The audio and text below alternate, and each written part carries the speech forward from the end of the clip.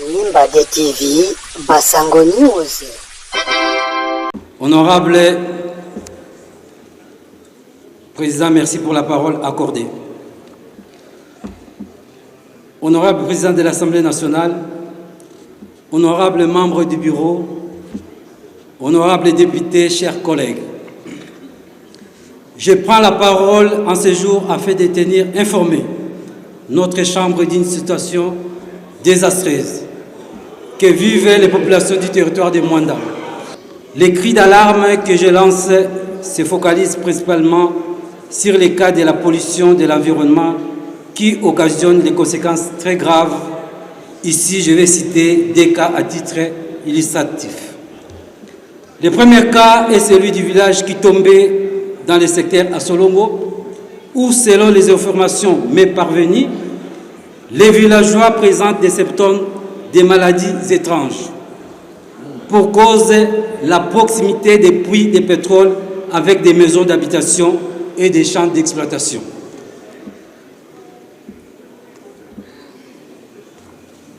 Deuxième cas d'illustration, honorable Président, honorable membre du bureau, honorables députés, chers collègues, c'est au village Chikoko, dans le secteur de la mer.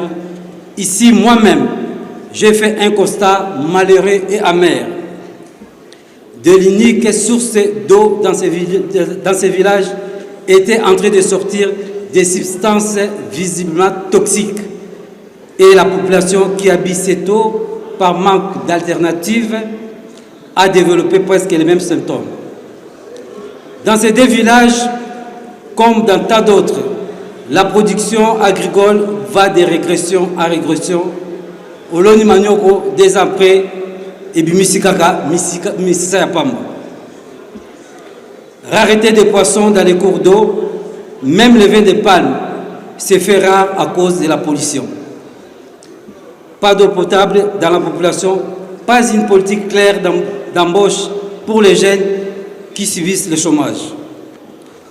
Nous savons tous que partout où il y a production industrielle, il y a pollution de l'environnement. Mais ce qui est écœurant, chers collègues, à Mwanda, c'est l'indifférence quasi totale des entreprises qui, au lieu de respecter les normes internationales du principe pollueur-payeur, pour réparer chez moi à Mwanda ces pollueurs-tueurs. De l'autre côté, la population constate impuissamment l'inaction de notre gouvernement face à cette situation et elle se demande est-ce que le ministère de l'Environnement n'a hydrocarbures pas complice. Honorable Président, honorable membre du bureau et chers collègues, Makamozo le Galamouanda dans tout le monde a moté. Ce qui bino assemblée balobel tolobel a moté catastrophe yakuna. Donc je préfère n'avertir bino déjà avant la situation de se dégrader. Voilà pourquoi, honorable Président, honorable membre du bureau et chers collègues, je propose la mise d'une commission d'enquête par notre Chambre afin de faire toute la lumière sur l'ampleur de la pollution de l'environnement par l'exploitation pétrolière et ses dégâts qui ravagent Mwanda afin d'en tirer toutes les conséquences. Par ailleurs, j'ai saisi votre bureau, honorable Président, pour une question écrite adressée au ministre des Hydrocarbures pour qu'il m'explique pourquoi les fonds pour les générations futures, qui est censé contribuer significativement au développement du territoire de Mwanda, comme les FOMIN d'ailleurs, du Congo central et de la RDC en général, fonds institués par la loi numéro 15/012 du 1er août 2015 en son article 19, mais qui n'est toujours pas opérationnalisé depuis 10 ans maintenant.